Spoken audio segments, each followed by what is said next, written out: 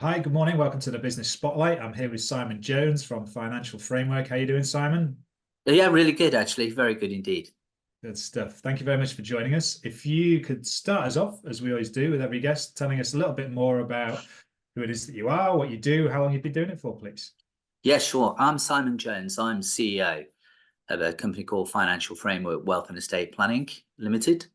It's been in being since our authorization, which was December 2019, and we've grown exponentially. The difference in our business as a true IFA that offers every service to medium to high net worth clients is that the people that work in the offices work with me. They Mhm. don't work for me. And 14 out of 16 of those employees, in inverted commas, have worked with me beforehand. We had a business all the way up to 2008, and we were acquired and then worked for a large corporate, which we didn't like. So I spent some time over the years leading up to 2019 working out what a business in today's world should look like, which embraces all of the modern changes and soon to be AI Yeah, compliant, which we've been working on. And we're very holistic in what we do. And we give total independent advice. fantastic. So what was the spark for you to, I mean, you mentioned about starting a business and then being Yeah. acquired and coming back into or starting this business based on your experience. What was I suppose, the spark to do that? Was it the corporate experience that It, you it, didn't it's necessarily float your boat?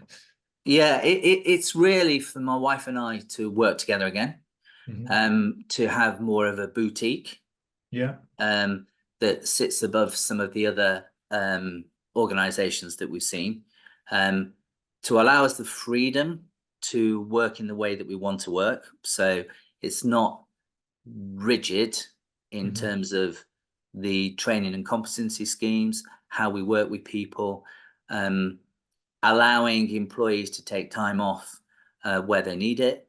So if there is a child that needs picking up from nursery at 3 o'clock every Monday, then why don't you work from home every Monday? Sure. So and that kind of working environment makes us feel good about what we do because Mhm. we've got happy people and very happy clients, and makes the employees feel wanted. So we're taking them for a day out and an evening out at Coniston Hall soon, which is clay pigeon shooting and the usual things, because we care Yeah. and we want to be with them and enjoy the social side of life as well as the working side of life. Brilliant. So, what was your journey's been like to date, would you say, Simon, when since you've set up in 2019 to this point? If there's one word, and then perhaps expand on that one word. Um, it has been interesting. Yeah. Um, as we started operationally speaking, working with our clients in February 2020, we went straight into COVID. Yeah.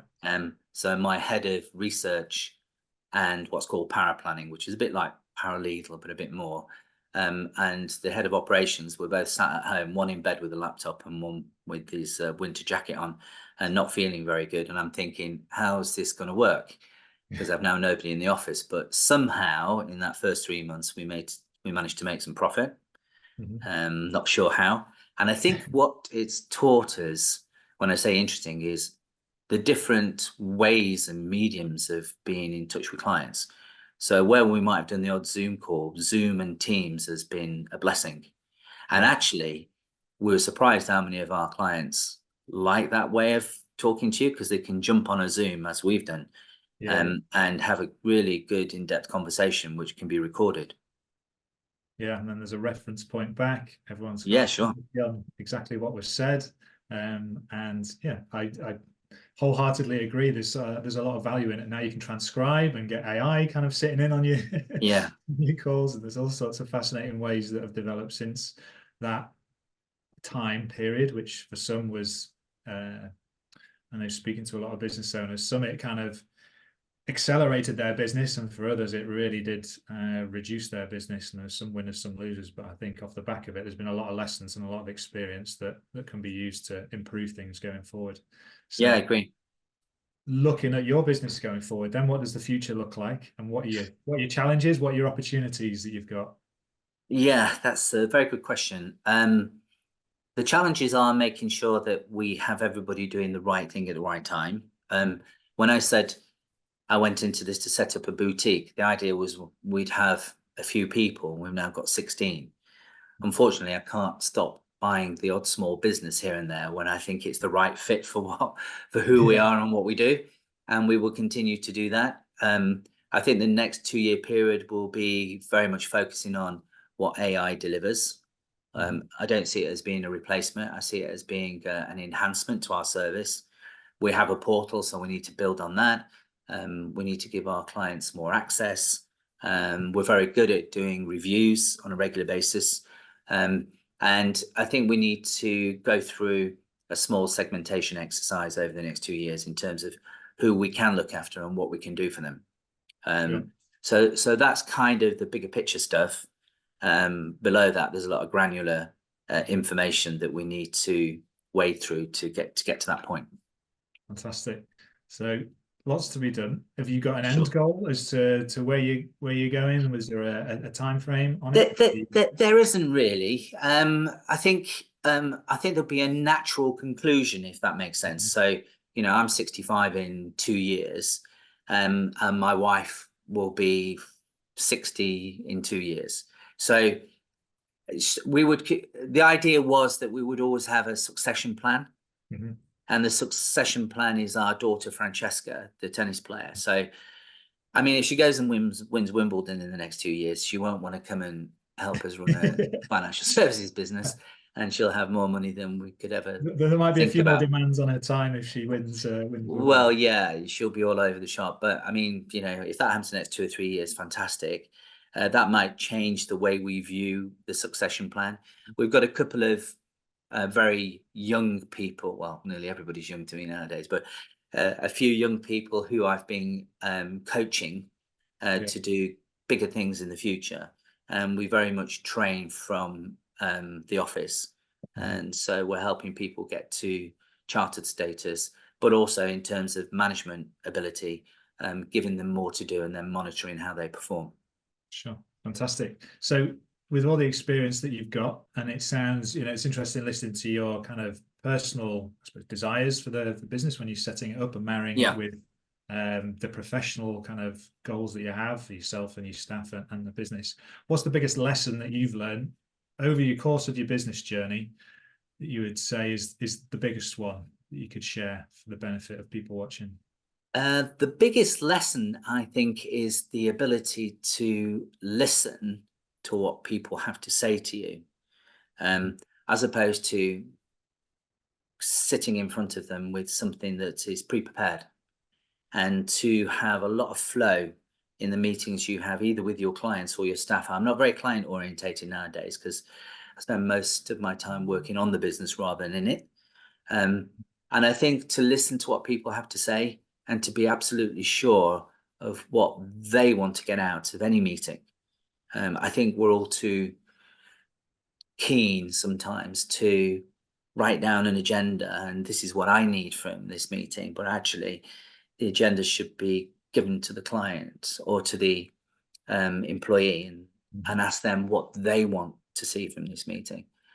We do surveys and feedbacks both for employees and staff and clients, and so we can gather that information and see what we're doing well. So what I've learned, the biggest thing I've learned, is to listen to what everyone has to say and to do something about it. Be positive in what you're doing so people feel comfortable.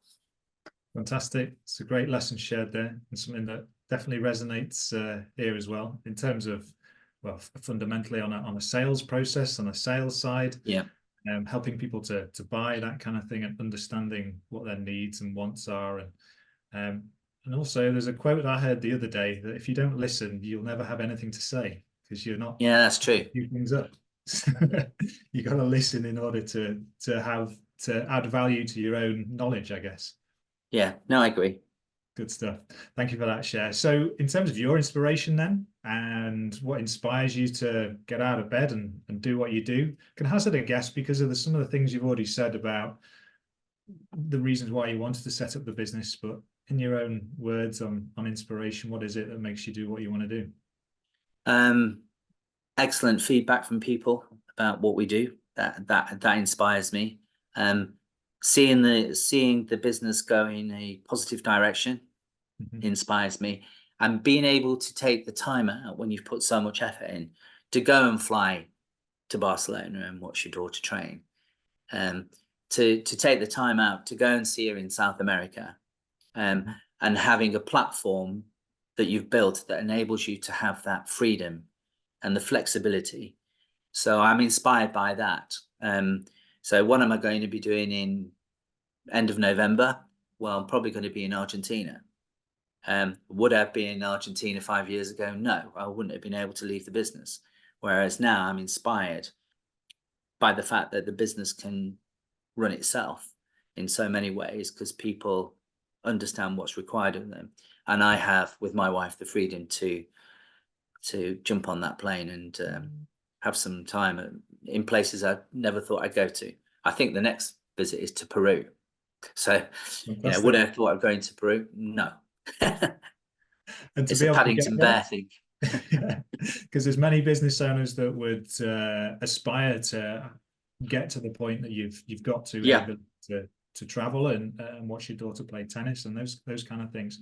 What are the kind of key components that you've had to, I suppose, learn, get through, understand in order to get to this point after 5 years?